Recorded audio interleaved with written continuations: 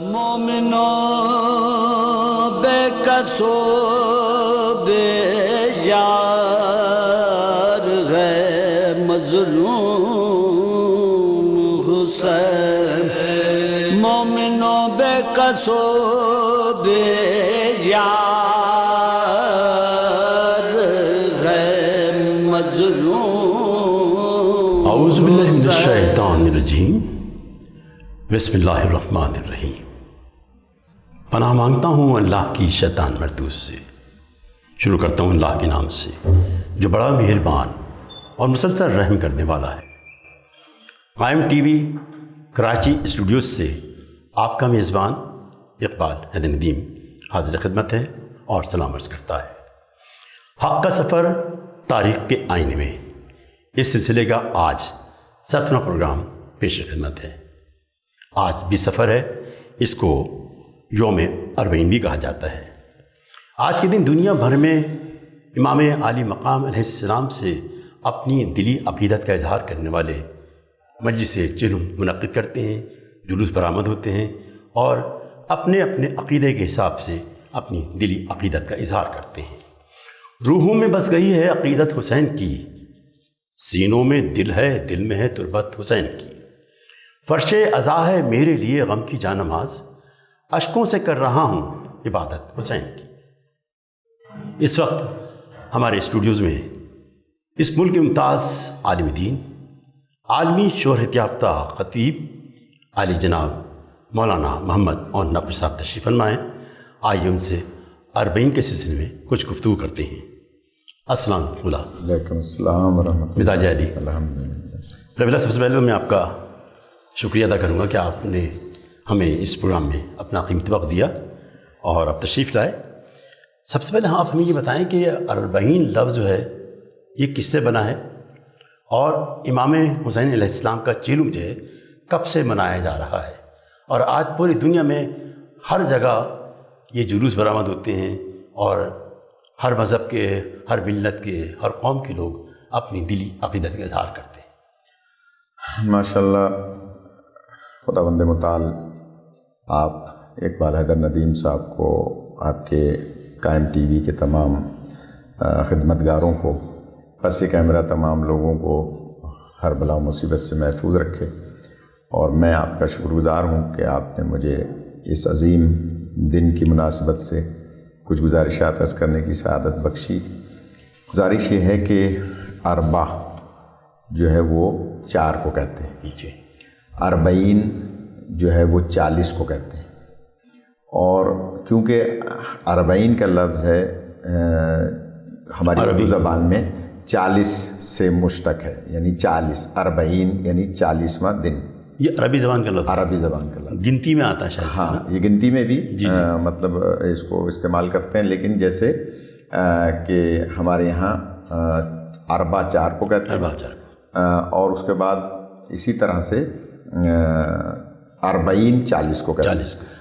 تو کیونکہ امام حسین علیہ السلام کا چہلم نہیں منایا گیا تھا، جی جی، پہلا چہلم جو ہے وہ بیویوں کا قید خانے میں گزرا تھا، بے شک۔ دوسرا چہلم جو ہے وہ بیویوں نے کربلا آ کے منایا تھا، اور عین اربعین کے دن جو ہے وہ پہنچے تھے رہائی پا کر، یعنی 1 سال کے بعد۔ تو اس لیے اس کو اربعین کے لفظ سے یاد کیا جاتا ہے، اور اربعین پوری دنیا میں مشہور ہو گیا امام حسین علیہ السلام کا چہلم۔ اچھا، کیونکہ باقی ائمہ علیہ السلام کا 10واں بھی ہوا، سویم بھی ہوا، 10واں بھی ہوا، 40واں بھی ہوا، کیونکہ امام حسین علیہ السلام کا سویم 10واں، 20واں، 40واں نہیں ہو سکا تھا، اس لیے پوری دنیا اس حسین کا سویم بھی آپ دیکھیں 12 محرم کو احترام سے منایا جاتا ہے، 10ویں 20ویں کی بھی مجالس ہوتی ہیں، 40ویں پر آپ نے جیسے فرمایا پوری دنیا میں جو ہے وہ ایام اعضاء کے اس اہم دن کو منایا جاتا ہے۔ واک ہوتی ہے ہمارے کراچی میں، جو ہے وہ ایک واک ہوتی ہے جو اسٹار گیٹ سے لے کے اور صدر جلوس تک لوگ جو ہیں وہ نکلتے ہیں، اور علم لے کر اور یا حسین کہتے ہوئے جو کربلا جاتے ہیں وہ ہمیشہ اربعین کے دن نجف اشرف سے اور مشی کرتے ہیں، پیدل چلتے ہیں۔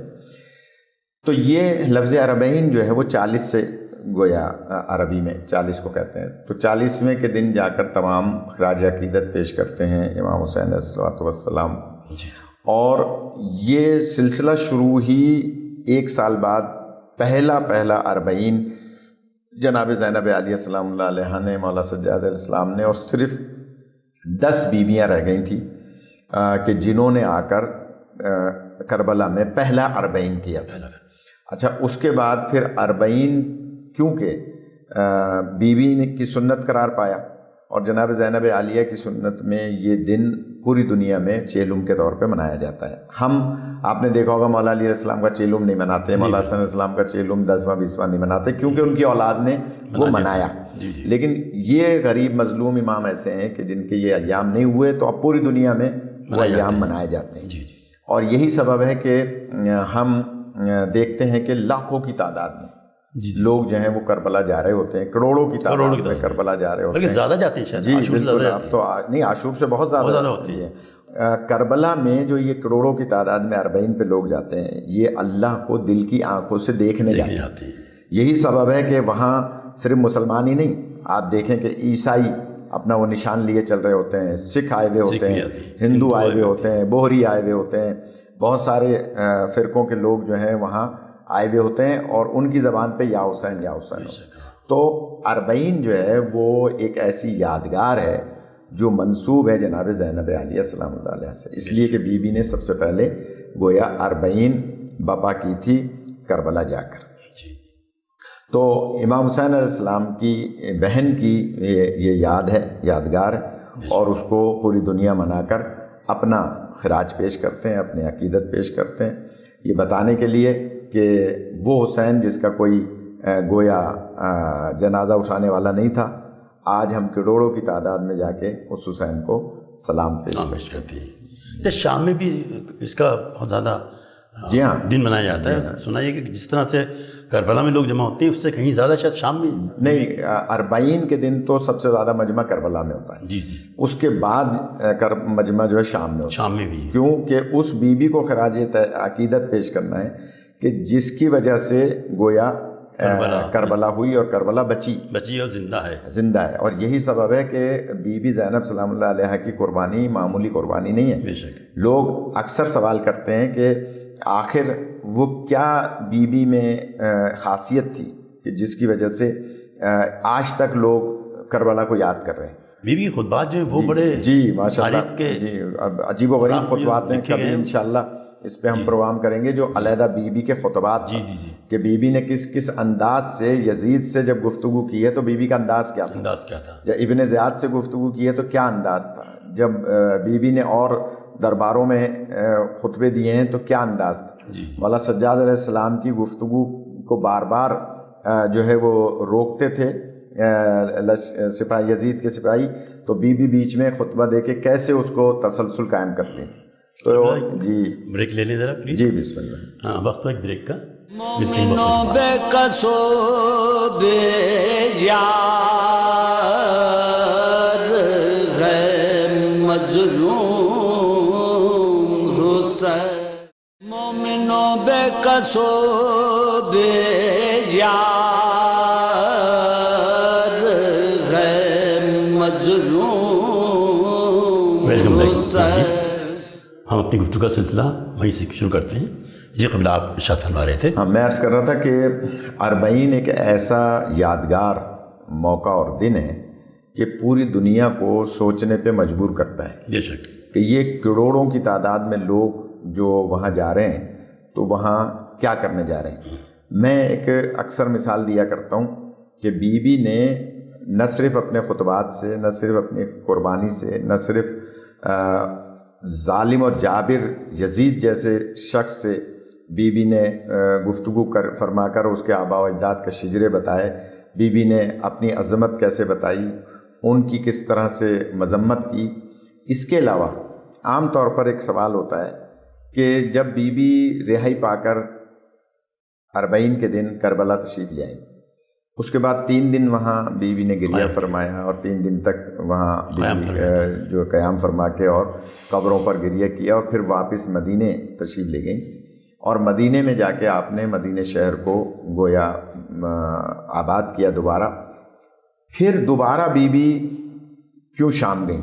جی یہ ایک عام طور پہ سوال جی ہے بالکل، ہاں کہ بڑا اہم سوال ہے یہ. بی بی جو ہیں وہ شام کیوں گئی؟ بالکل اس لیے کہ جب رہائی پا کے مدینے تشریف لے آئیں اور مدینے میں آپ کے آبا و اجداد کے گویا رہائش تھی، اور بیوی کی بھی حضرت عبداللہ جو آپ کے شوہر نامدار ہیں علیہ السلام، وہ بہت بڑے رئیس تھے مدینے کے. تو اس کے لیے ہمارے علماء نے، متقدمین علماء نے لکھا ہے کہ بی بی زینب سلام اللہ علیہا مدینے میں تمام مدینے کی ان خواتین کو پہلے بلاتی تھیں جن کے 1 ماہ سے لے کے 6 ماہ تک کے بچے ہوتے تھے.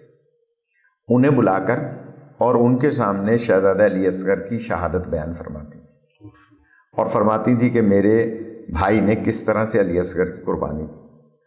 اچھا، یہ فطری بات بیٹوں کا تذکرہ نہیں کرتی. میں یہاں جو ایک نقطہ عرض کرنے جا رہا ہوں کہ ان خواتین سے جن کے بچے ہوتے تھے مدینے میں 1 ماہ سے 6 ماہ تک، ان کے سامنے شہزادہ علی اصغر کے سخت مصائب اور تیر لگنا اور دفن ہونا، پھر دوبارہ لاشا نکالا جانا اور پھر دوبارہ ان کو شہید کرنا، وہ بیان کرتی.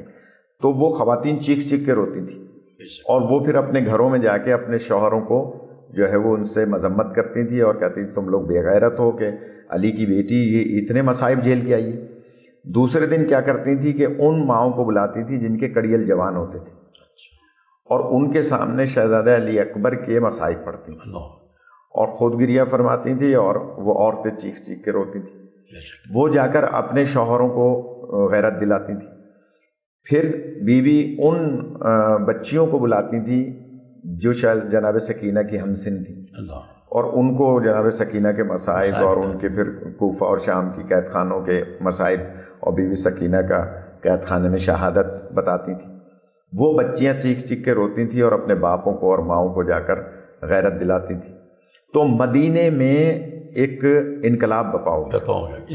تو مدینے کا جو گورنر تھا ولید، اس نے خط لکھا بادشاہ کو کہ یہ تو یہاں انقلاب آ رہا ہے، واپس انقلاب آ رہا ہے، انقلاب، یہ تو یہ سارے لوگ باہر نکل رہے ہیں اور گلیوں میں اور دکانوں پہ اور فٹ پاتھوں پر جو ہیں وہ یزید کے خلاف، اور ایک بہت بڑا محاذ کھل رہا ہے.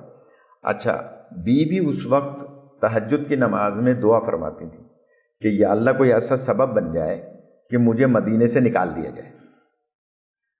دعا میں راز کیا تھا کہ میں جب بڑے شہر میں کسی میں جاؤں گی، میں وہاں بھی بیویوں کو بلا کے ایسے کربلا بتاؤں گی. اصل ناشر کربلا جناب زینب علیہ السلام. صحیح بات ہے. اچھا، ولید نے جب پیغام بھیجا یزید کو، یزید نے اس کو نامہ بھیجا اور کہا کہ فوری طور پر ان کو مدینہ بدر کر دو. مدینہ بدر کر. جی. بی بی تو یہ دعا فرماتی تھی کہ اللہ مجھے یہ مدینے سے نکالے. اچھا.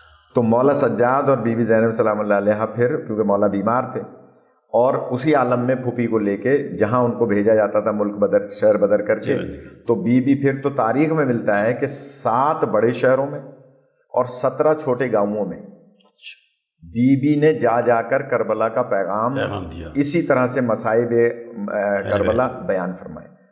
تو پورے ملک میں، پورے عرب میں انقلاب برپا ہوا اس واقعے کے پورا اس واقعے کے بعد، اور بی بی کے ہر شہر میں گویا تبلیغ کرنے سے، اور ہر شہر میں جو ہے وہ لوگ باہر نکلتے. پہلی ذاکرہ بھی کہہ سکتے ہیں. ذاکرہ بھی، مبلغہ بھی، اور کربلا کی ناشر بھی، اور بی بی یعنی بی بی کے لیے جتنے بھی القابات ہیں وہ سارے کے سارے بی بی پر گویا منطبق ہوتے ہیں.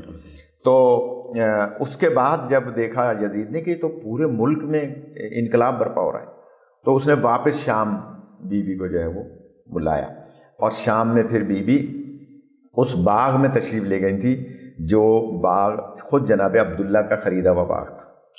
اور اس باغ میں بی بی جب پہنچی ہیں تو وہاں ان کو وہ درخت نظر آیا کہ جس پہ مولا حسین علیہ السلام کا سر رکھا گیا تھا، اور اس پر مولا کے خون کے نشانات موجود تھے. تو بی بی اس درخت کو دیکھ کر بہت بلند آواز سے گری. جیسے بی بی نے گریہ فرمایا تو ایک ملعون ظالم جو ہے وہاں باغ میں گویا پانی دے رہا تھا باغ کو، اور ایک نہر بہتی تھی وہاں سے پانی لے کے. وہ ظالم تھا، دشمن اہل بیت تھا. اس نے آ کر بی بی کو بیلچہ جو ہے بی بی کے سر پہ اس انداز سے مارا کہ بی بی وہیں گر کر بے ہوش ہو گئی، اور پھر بی بی کی شہادت واقع ہو گئی. تو اس طرح سے بیوی جب شام میں شہادت ہوئی اور وہاں مولا سجاد علیہ السلام تو کیونکہ محافظ تھے، آپ نے بیوی کو کس انداز سے وہاں سپرد تراب کیا، اور آج شام جو ہے وہ بیوی ہی کے نام سے منسوب ہے، اور اس شہر کو کہتے ہی زینبیہ ہیں جہاں بیوی کی قبر اطہر ہے۔ اور یہی سبب ہے کہ آج پورے بلاد اسلامیہ میں نہ صرف بلکہ یورپ میں، امریکہ، کینیڈا میں جب ہم جلوس نکالتے ہیں، میں مونٹریال میں ایک جلوس کی چیلم کی گویا قیادت کر رہا تھا، اور لے کر جب ہم وہاں پہنچے تو ہمارے وہاں ایک دوست ہیں منہاج رضوی صاحب، بہت سخت برفباری ہو رہی تھی، یعنی ایسی تھی جیسے فریزنگ رینگ تھی کہ وہاں پر برف جم جاتی تھی اوپر سے نیچے آتی۔ اس میں ہم وہاں اس جلوس میں برفباری میں کربلا کا پیغام دے رہے تھے، تو ایک انگریز نے آ کے پوچھا کہ اس برفباری میں، اس تکلیف میں، اور آپ کے بچے ہیں، آپ کے عورتیں ہیں، اور وہ یہ کس کا ذکر کر رہے ہیں؟ تو اس وقت ہم نے وہاں ان کو بتایا، ترجمہ کرنے والے مناج بھائی تھے، اور بتایا کہ یہ وہ کربلا ہے جو آج اربعین کا دن ہے، اور ہم اس بیوی کی یاد تازہ کر رہے ہیں کہ جس نے کربلا کے پیغام کو عام کیا۔ مولا حسین علیہ السلام کی قربانی کو چھپا دیتے یہ بنو امیہ، بنو عباس، تو کوشش کی تھی کہ کس طرح یہ واقعہ علم نہ ہو لوگوں کو۔ دیکھیے آج ہر ایک کی زبان پر یا زینب ہے یا حسین ہے، یا زینب ہے یا حسین۔ تو آج کا دن جو آپ پروگرام کر رہے ہیں، اربعین کا دن معمولی دن نہیں ہے، اور کوئی پوچھے تو اس بیوی سے پوچھے کہ جب بیوی پہنچی تھی کربلا، تو آپ سب جانتے ہیں کہ 3 محملیں تھیں جن میں 12 بیویاں تھیں، اور مولا باقر علیہ السلام تھے۔ مولا سجاد مہاری بن کے چلے تھے، اور جب پہنچے تھے وہاں کربلا کی زمین پر، تو چونکہ مولا حسین علیہ السلام نے زمین کربلا کو 61,000 دینار میں خریدا تھا۔ کسی شاعر نے یہاں پر ایک شعر کہا ہے کہ دشمن کی سرزمین پہ مرنا بھی ننگ ہے، دشمن کی سرزمین پہ مرنا بھی ننگ ہے، ہم لوگ قتل ہوتے ہیں مقتل خرید کر۔ تو امام حسین علیہ السلام نے یہ مقتل خریدا تھا اور پھر وہاں شہید ہوئے۔ تو وہ جو کربلا کی زمین ہے، وہاں پر جب جیسے ہی پہنچا ہے یہ قافلہ، تو حضرت جابر ابن عبداللہ انصاری کا جو نابینا ہو گئے تھے اور پہلے زائر ہیں مولا حسین علیہ السلام کے، تو ان کو غازی سرکار نے بشارت دی تھی اور حکم دیا تھا کہ اس زمین پر کوئی بھی شخص اونٹ یا گھوڑے یا کسی جانور پہ سوار ہو کے نہ چلے، کیونکہ یہاں زہرا کے لال کا خون گرا ہے۔ تو جابر علیہ رحمہ نابینا تھے، تو انہوں نے اپنے نوکر سے، غلام سے کہا تھا کہ دیکھو نگاہ رکھنا کوئی یہاں سے اونٹوں پہ یا گھوڑوں پہ گزر کے نہ جائے۔ اچانک آ کے اس نے کہا کہ آقا کچھ 3 محملیں نظر آ رہی ہیں کہ جو شام کے راستے سے آتی ہوئی دکھ رہی ہیں۔ تو آپ نے کہا تیزی کے ساتھ جاؤ اور جا کر اور ان سے کہو کہ آپ جو ہیں وہ اتر کے جائیں، یہاں پر کوئی بھی سوار ہو کے نہیں جا سکے۔ جیسے ہی غلام نے آ کے کہا اور غلام کی آواز محمل تک پہنچی، تو بیوی نے فرمایا سجاد محملوں کو بٹھا دو، میرے عباس کا حکم ہے، میں اپنے عباس کے حکم کو نہیں ٹال سکتی۔ زمین کربلا میں روایت ملتی ہے حضرت عباس کے قبر پہ ایک طرح سے زلزلہ تھا، اور وہ غازی فرما رہے تھے کہ اے جابر یہ حکم میں نے عام لوگوں کے لیے دیا ہے، یہ تو میری آقازادیاں ہیں، یہ تو کوفہ اور شام میں تکالیف برداشت کر کے آئی ہیں، لیکن جناب زینب عالیہ پیدل چل کے غازی سرکار کی قبر پہ گئیں، اور غازی سرکار کی پہلے زیارت کی، پھر مولا حسین کی قبر پہ آئیں، یہ بتانے کے لیے کہ عباس باب الحسین ہے، پہلے عباس کے پاس جاؤ، وہاں سے اذن لو، اور پھر مولا حسین کے پاس آؤ۔ بہت شکریہ قبلہ، آپ نے بڑی گفتگو کی، یہ آپ کی خاصیت ہے جس انداز میں آپ نے اربعین کی تفصیلات بیان کی ہیں۔ ہوا کے دوش پہ روشن کربلا کے چراغ، ہوا بجھا نہ سکے گی کبھی عزا کے چراغ۔ حسین نے شب عاشور اپنی حکمت سے نبی کے دین کو روشن کیا بجھا کے چراغ۔ اس کے ساتھ ہی ہمارے آج کے پروگرام کا وقت اب ختم ہوا چاہتا ہے۔